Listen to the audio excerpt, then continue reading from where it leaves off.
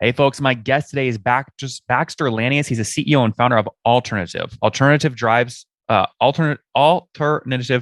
revenue growth for SaaS companies by offering flexible B2B payment solutions for end customers and arming sales teams with an additional tool to convert customers. Previously, he was a fintech technology investor at Apollo Global and Victory Park Capital. Baxter, you ready to take us to the top? Yeah, that sounds great. Thanks for having me, Nathan. All right, there are so many. I mean, as you know, fintech is like hot, hot, hot right now. So, did you sort of see these evaluations multiples at Apollo and Victory and say, I need to ditch the investor thing and jump into an operator role? A little bit, it's an interesting story. I've been following fintech over the last 12 years or so. I really started investing in fintech in 2014 and saw the boom of the industry. At the time, I was pretty unimpressed with the platforms that were founded in that timeline because ultimately many of them were just customer acquisition moats and strategies around websites and podcasts and news, et cetera. And there were not really many companies that were actually innovating in this space. So I decided to leave Victory Park actually and start investing in technology companies at Apollo. And then I saw this whole kind of wave of fintech 2.0, as I'll call it, where there's just a tremendous amount of innovation and opportunity in the space to really disrupt the number of banks that are currently the incumbents. And we just started to really focus on B2B payments and B2B payment solutions to ultimately innovate, the very antiquated process that is B2B invoicing and payment flows. And so this is our first foray into the space and first product launch, which we're launching more broadly in the next week or two. And it's been a really, really exciting journey. And I think there's just so much innovation available and still untapped. Mm-hmm. So tell me more. I mean, if people look at your website and they don't have a deep understanding of fintech, they might go, "Wait, this is an invoicing tool. FreshBooks sort of is great here. There's a lot of invoicing tools. How are these guys different?" Yeah, so we see our product as really a sales enablement tool to ultimately unlock customer acquisition, drive and deliver flexible payment solutions to your end customers to drive revenue growth by increasing average contract values and decreasing the sales cycle.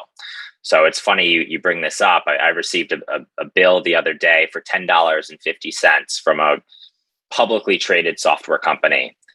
They said, pay by wire. I said, $10.50. You'd like me to pay by wire? That's going to cost me $20 to send the wire. And they had no other payment solutions.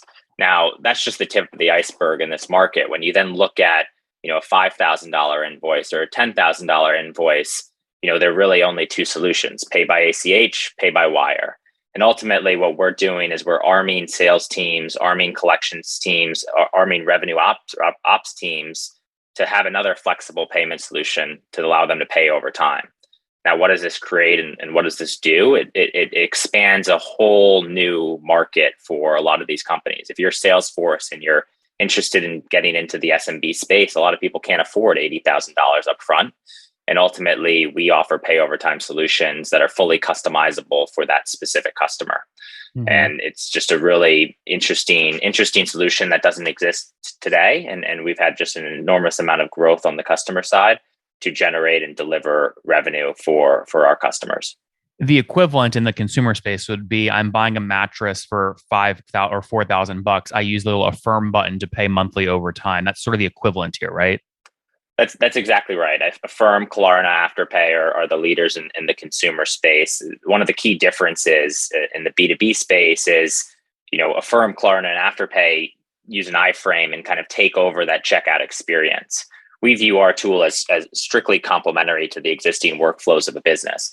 So we can Mm-hmm. actually get you onboarded and integrated within minutes, as opposed to taking engineering hours to integrate in a long sales cycle. So we can Mm-hmm. have you get started, finance your customers in minutes. And we view it really as a complementary tool to expand TAM, expand market share, and close customers a lot quicker than you historically were able to. When you think about pricing negotiations as well as part of the sales cycle, it is a significant portion of the sales cycle. And if you can limit that by 50% or 20% by allowing customers to pay over time, it's also an amazing value add. Oh, what's going on there, YouTube? Good to see you guys. Now imagine this. You love watching these interviews with SaaS founders, but imagine if we took all of the valuation data out from over 2,807 interviews I've done manually. Saves you a lot of time. Well, we've done this. We've built it into the beautiful interface inside of FounderPath. Check this out. I'll show you how you can access this in a second, but you log in, you connect your Stripe account, you see your valuation real time, you can see what it changed over the past 88 days, and even set goals for valuation this year. Now, the secret to valuation is there's many different ways to value a SaaS business. So the reason you're going to see 3 or 4 different valuations inside of your FounderPath dashboard, this is all free by the way, is because depending on who's doing the buying of your SaaS company, you're going to get a different valuation. A VC is going to pay a different valuation. Private equity firm is different. If you're going to do a minority sale, that's different. And if you sell the whole business, that's a different valuation. You can see all those when I hover over here. Right, so the teal is what a VC would pay, yellow is what private equity, and red is if you sold the whole thing outright. Now, what's cool about this is not built off random data. Again, you guys hear these interviews on YouTube. All these data are built from real-time valuation data points founders share with us on the show. So traction, 1.2 million, seed round, 3.7 raise, they sold 22% of their business. Go in here and filter by the event. Maybe you only want to see companies that have sold the whole business. Well, here are a bunch that have been acquired, the valuation and the multiple. Maybe you're going out right now and you're raising your seed round. Well, go in here and look at all this recent seed deals that went down, what they raised, what valuation they raised at, and what percent that they sold. There's never been a larger data set of SaaS valuations than what you can get now inside of FounderPath, and we're thrilled to bring it to you. All right, we're going to go back to the YouTube video here in a second, but if you want to check this tool out, if you want to jump in and sign up, you can check it out for free to get your valuation at this link, founderpath.com/products/valuations. Or if you go to founderpath.com and hover over products, click on get your valuation here and go ahead and sign up to give it a whirl. Again, all that valuation data live right inside the platform. I hope to see you there. All right, let's jump back into the interview. So let's use an example here. Let's stick with your Salesforce example. Okay, I'm an SMB. I really want to use Salesforce, but I'm not paying, I can't, and let's say my quote from Salesforce is $10,000, right? For one seat annually. SMB can't pay that. So I'm going to stop engaging with the Salesforce sales rep. What you're saying is a Salesforce sales rep could offer the purchaser, right, and an SMB, a payment plan for that $10,000. Now, what might that payment plan look like? That's exactly right, Nathan. And so the easiest way to think about it is our existing generic plan is 6 months of payment terms. So you would break that $10,000 contract into 6 payments of about $1,600. And we would front the capital to Salesforce on day 1. So Salesforce is ultimately able to basically close that contract on day 2. So there's not even net 30 days payables for Salesforce. They receive 95% of 10,000. So we each take a 5% fee. So we'd wire them $9,500 upon closing, and then we'd collect from the customer $1,600 over 6 months. And that allows that small business to ultimately start to generate an ROI on the Salesforce CRM solution and start to expand their business. So now they can afford that solution. They can drive revenue at growth at the same time. Another interesting example that you see all the time is even with really, really large companies, if you look at their software spend, a lot of it's concentrated in January, February, or specific months.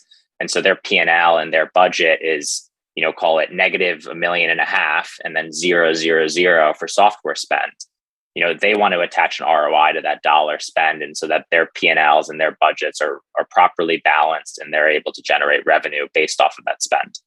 So just to be clear, I'm Salesforce. I'm using you guys. I close a $10,000 contract that I wouldn't have closed without you because it's a new solution for the SMB to actually be able to pay. As Salesforce, I'm going to get a $9,500 check from you on day 1. Alternative pays that. Then you're going to make, is the SMB is paying you directly? SMB is paying us directly. Okay, so $1,600 for 6 months, right, or about $9,600, right? You fronted $9,500 to Salesforce on day 1. Right. So there's 2 things where I'm curious where this money goes. The $100 extra that the customer pays above $9,500, where does that go? And then where does that $500 go originally that you sort of discounted the contract? Yeah. So we would think about it. We collect $500, right, which is 5% of the 10,000. Yep. And so the customer's paying us, in over the course of 6 months, 1,600. It's just over $1,600. Yep. So we ultimately earn $500 in that transaction.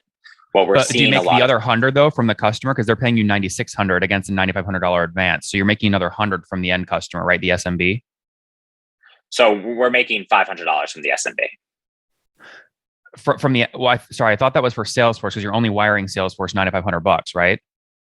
We wire $9,500 to Salesforce. We then collect $10,000 from the end customer. Oh, sorry. How do you get to 10,000? 1,600 times 6 months is only $9,600. It's really, you're right. It's $1,666.67. Okay, got it. So you are collecting the full. That's what I was trying to figure out. Exactly. You are rounding. There's no margin built in here. You're collecting the full 10K from the customer. Exactly. And what we're seeing is Salesforce now has the ability to just pass through that pay over time solution to their customers. So Salesforce now has, pay up front at $10,000 or pay over time at $10,500.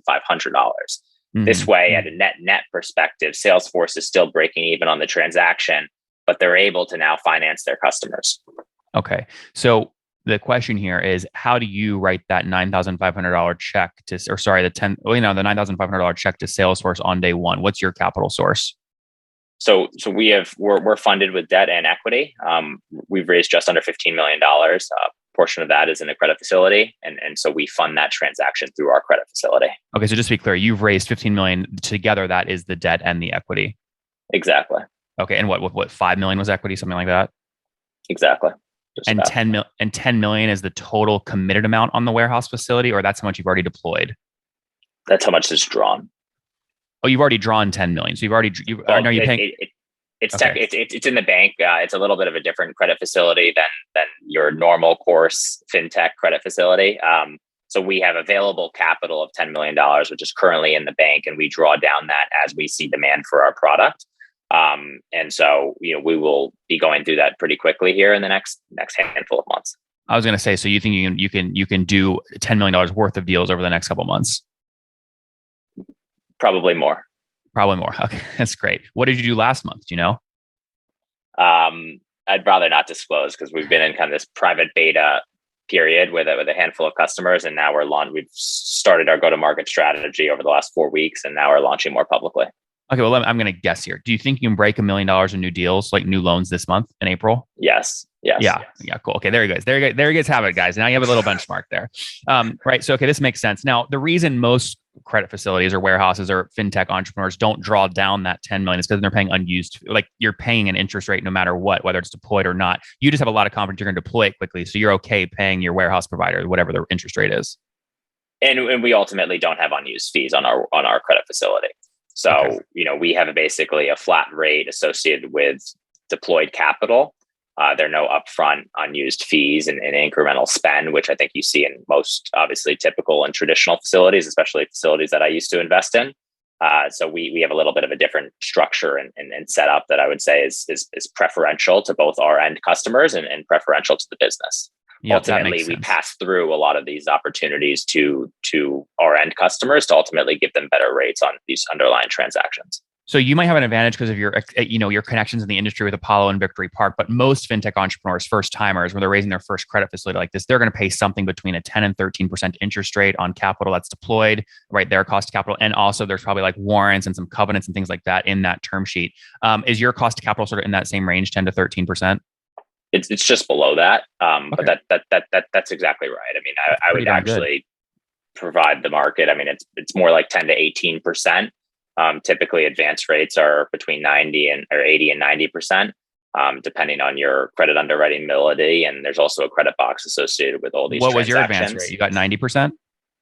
Our advance rate is actually at 80% for a number of strategic reasons, but yeah, we had the ability to go up to 90% if we. Wait, hold on. I don't understand. Most entrepreneurs are going, we want a highest advance rate possible. Otherwise, we have to come up with 20 cents on every dollar. But you're saying strategically you wanted to keep it low. I don't believe you. Why do you want to keep that low?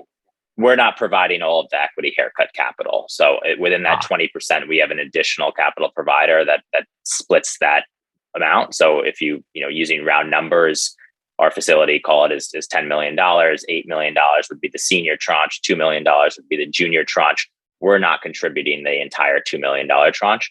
I also think that within any of these platforms, you also do want to de-risk your underlying asset quality and underwriting and ability to do diligence on these deals. And so taking out, as much leverage as what's available to you is not always the best strategy. Yeah, okay, come on, Baxter. Who's the third party you stuck in here? They must be like very strategic. Is it Apollo or Victory? They're not going to do a $2 million tranche deal, right? No, it's just very small institutions that we have a very strong relationship with. Interesting. Okay. Is your own money in that? Are you an LP in that institution? Are you deploying your own personal capital through that tranche? My own personal capital is also in the junior tranche, not through the company. That is how you build a great company here, right? And get like the best of both worlds on all sides. This makes total sense. Okay, let's go back to talking about market. Now that we understand economics. I mean, how do you go convince Salesforce and all these guys to sort of adopt you? What's that playbook look like? Yeah, the playbook actually is quite simple, and it's all about revenue growth, right? I mean, we're charging 5%, which to some companies, I mean, the way we think about it is it's really 2% above what credit card fees are. So if you're using Stripe for your payables, we're charging 2% incremental to Stripe on collections, and it's really all about revenue growth and the ability to cross sell, upsell, and drive price increases. So within our existing beta customer group, we've seen ACVs rise by about 25%, and we've seen a sales cycle decline by about 15%, driving just under 50% revenue growth. And so the opportunity is really in that in a nutshell is how do you upsell, cross-sell, drive price increases? And then how do you pivot from a monthly subscription strategy and plan to really upfront contracted revenue? So we also have a number of businesses who, to get started into the market, started with a monthly subscription plan because it's a little bit more amenable from the customer side. And now we're getting those customers to pivot to upfront contracted pricing using our pay over time flexible financing solutions as the incentive to the end customer. So and Baxter, how many of those end customers do you have right now? How many companies factor at least one invoice? So we have just over 10.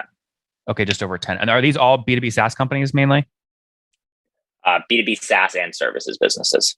And service. Okay, last question here. Obviously, vintages, default rates, borrowing-based certificates, right? You've got to try and underwrite that SMB and their ability to repay that $1,666 per month. How do you handle that?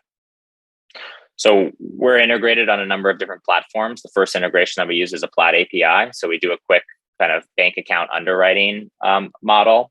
We underwrite them pretty quickly based off their cash balance, based off their cash burn, and their ability to repay. We also look at a number of different alternative data sets regarding software review data, investor data, et cetera, to ultimately get up to speed as quickly as possible on the borrower and make sure that diligence process and that underwriting process is actually super streamlined. So Baxter, that Salesforce sales rep though now has to ask that SMB to connect their bank account. They might argue that's really high friction. How do you get around that? Onboarding takes less than a minute, and we can approve the invoice within an hour. So it's not that. It's not the speed. It's the confidentiality. It's the, oh my God, I have to give all my bank information to this middle party I don't know about just to do a Salesforce contract. Yeah, it's a great question. I think that a lot of people are much more interested in ultimately being able to finance these transactions and be able to pay these transactions to ultimately deliver and generate an ROI attached to that dollar. And people have continued to push and been okay with sharing some of this information to get access to the capital that they need to grow. And if you think about what Stripe has access to, what any of these platforms have access to, I think we're a lot more amenable to sharing, and that trend will continue for years to come. And Baxter, so what do you, when you put your pro formas together, right, on the fund structure, right, I think you said your blended cost of capital, right, including the junior tranches, just under 10%, right? That's blended? No, so the senior is just under 10%. Blended is, to your point, 10 to 13. Okay, cool. So the junior is making a little bit more because there's more risk. They're subordinated. Exactly. Or under the main tranche. What do you think you can earn on the fund? What do you think? What's the projected IRR? So we'll be able to earn probably mid 20s. And so our spread on our business is, call it in a conservative manner, about 10%. So how do you do that? People are going to hear you charge 5%, but then they're going to go, wait, how does he earn 25% IRR? How does that work? So the goal is in terms of recycling capital. So each one of these transactions, if you take out $9,500, take out $10,000, and you're paying just over $1,600 for that invoice, We then receive that payment and then lend that out again. And so we're Crazy. able to earn multiple fees on every single deal that we have outstanding. And it's the way in which a lot of these lending platforms work.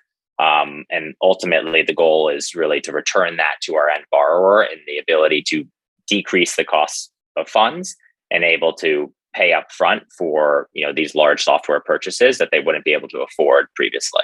Guys, are you following along? This is a very smart fintech guy, knows all the numbers, understand it comes from it. So just to make the math very easy, right? If you got a $10 million facility, he's got a great product going to market that makes everyone's lives easier on both sides. If he can deploy $10 million at a blended cost of 12%, and he's able to earn 25% by recycling that capital quickly as the monthly payments come back, it's effectively yield of almost 12 to 13% on 10 million, or about a $1.2 to $1.3 million run rate, right, Baxter? That's exactly right, Nathan. I think you may be smarter than I am. No, hell no. But the question is, right, can you keep redeploying all those payments as they come back? As your fund grows to 100 million and a billion, you're going to be getting payments back monthly that are a million and then 10 million. And like, can you get them out quick enough, right? That's exactly right. Capital efficiency in any of these lending businesses and fintech models is super important. And I think the core of the product, which is even more important, is how do you drive value for your partners and end customers? And that's really what we're more focused on as opposed to capital efficiency in these early days. Is how can we create a software solution that drives value and is a win-win solution for both Salesforce and their end customer. We're doing it today, but the goal is to keep that up, keep the innovation, keep the technology, machine moving, and really advance the B2B payment space, which, as we all know, is very antiquated. Couple rapid fire stuff here. We're out of time, but because I love this business model, so I lost track of time. But quick stuff here. You raised equity, that 5 million you raised last year? We raised that in Q3 of last year. Q3 last year. Okay, cool. And that was your first capital in, right? That's your only capital in equity sidewise? Yeah, I invested a little bit of money personally in the business to really get it off the ground, but that was our kind of first, call it third party institutional raise. Okay. Are you the sole co-founder or sole founder? Yes. Okay, we love that. So he knows he's onto something big. He says, I'm going to risk my own capital. I'm going to keep 100%. I'm going to manage the cap table here. So that's great. Now, Baxter, was that money you initially put in? Did you structure it as a loan or was that real equity? That was real equity. I was going to say the real extreme example was, you loan your own company that money, you raise the 5 million, you take that back, you got in the junior tranche, like you're on all sides of this thing, which is great. Okay, but it's your own money. So 5 million raised last year pre-seed round. We'll see what happens next. Just to be clear, you haven't deployed 10 million yet, so you're under a $1.2 million run rate, but you think you can break that fairly quickly if you deploy the capital. Yeah, we should be able to hit that pretty quickly. I think the goal is continuing to go to market and continue to get our value prop out there. I ultimately think that B2B payments is $1 trillion industry, and every single B2B company, whether it's software services, will have flexible pricing solutions. We can't live in a world in which pay by ACH and pay by wire are the only two solutions for checking out for a $10,000 payment or a $2 payment. And there's just going to be a tremendous amount of innovation in this space. And it's a really, really excited space to be in. Team size today, how many people? 13. And how many engineers? 9. Okay, there you go. So when he says there's tech behind it, there's tech behind it. There's 9 engineers. There you go. That's proof is in the pudding, right? Very cool. Baxter, let's wrap up here with the famous 5. Number 1, favorite book? Shoe Dog. Number 2, is there a CEO you're following or studying? Frank Slootman. No, okay, that's a hell of a business. Can you do this on utility-based pricing? I mean, Snowflake really, I would argue, is not SaaS. It's actually utility-based pricing. It changes every month. Utility-based pricing is a really, really interesting model. I think Snowflake's perfected it, just given their ability to innovate and market position in the space. For our specific business model, I think you may be able to, but it'll be challenging. Yeah, and maybe that's a future. Who knows? Number 3, what's your favorite online tool for building alternative? Notion. Number 4, how many hours of sleep to get every night? 6 to 7. And what's your situation? Married, single, kids? Fiance, getting married in August. Oh, very exciting. Okay, but no kids, right? No kids. All right. And how old are you, Baxter? I'm 32. Last question. Something you wish you knew when you were 20. Try everything that's in front of you. I think there's a continued push to really broaden your horizons and take advantage of all the opportunities. I think especially on the entrepreneurship side, you really need to start the business you don't think you can, and go for the stars and get that experience, even if it doesn't turn into something, because the future is bright. Guys, he cut his teeth at Victory Park and Apollo, launched last year in 2020. He said there's got to be a better way. If you're SMB and want to use Salesforce and can't pay 10K up front, there's got to be a better way to do it. That's what he's built with alternative.co. He's funded himself by raising a $5 million equity round last year, in addition to $10 million of debt. He's deploying that capital, that debt at at cost capital to him about 12 to 13%. And if he can lend it, keep the waterfall going, keep recycling that money and earn 25%. The yield there is about 12 to 13%, or about a $1.2 million run rate as he continues to scale. We'll see what happens. 10 enterprise B2B SaaS companies and services companies using him to help give their customers more payment options, which helps them grow their own revenue faster. Team of 13 today. We'll see what happens next. Baxter, thanks for taking us to the top. Thanks so much. Really appreciate it, Nathan. One more thing before you go. We have a brand new show every Thursday at 1 p.m. Central. It's called Shark Tank for SaaS. We call it Deal or Bust. One founder comes on, 3 hungry buyers, they try and do a deal live, and the founder shares back-end dashboards, their expenses, their revenue, ARPU, CAC, LTV, you name it, they share it. And the buyers try and make a deal live. It is fun to watch every Thursday, 1 p.m. Central. Additionally, remember, these recorded founder interviews go live. We release them here on YouTube every day at 2 p.m. Central. To make sure you don't miss any of that, make sure you click the subscribe button below here on YouTube, the big red button, and then click the little bell notification to make sure you get notifications when we do go live. I wouldn't want you to miss breaking news in the SaaS world, whether it's an acquisition, a big fundraise, a big sale, a big profitability statement, or something else. I don't want you to miss it. Additionally, if you want to take this conversation deeper and further, we have by far the largest private Slack community for B2B SaaS founders. You want to get in there. We've probably talked about your tool if you're running a company, or your firm if you're investing. You can go in there and quickly search and see what people are saying. Sign up for that at nathanlatka.com/Slack. In the meantime, I'm hanging out with you here on YouTube. I'll be in the comments for the next 30 minutes. Feel free to let me know what you thought about this episode. And if you enjoyed it, click the thumbs up. We get a lot of haters that are mad at how aggressive I am on these shows, but I do it so that we can all learn. We have to counter those people. We got to push them away. Click the thumbs up below to counter them, and know that I appreciate your guys' support. All right, I'll be in the comments. See ya.